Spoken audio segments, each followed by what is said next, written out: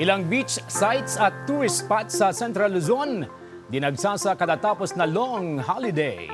Silipin sa report.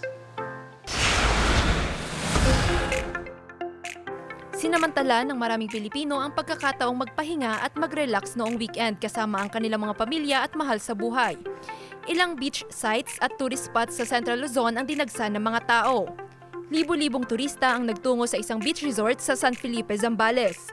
Hindi lang nagtampisaw ang mga bisita, marami rin ang nag-enjoy sa water activities.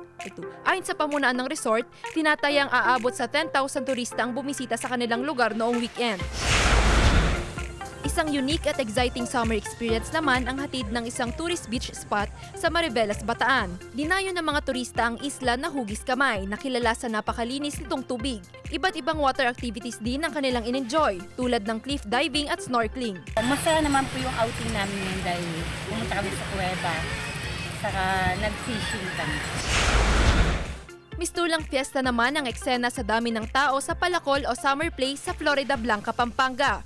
Matapos dagsain ng humigit kumulang 6,000 turista noong Sabado de Gloria.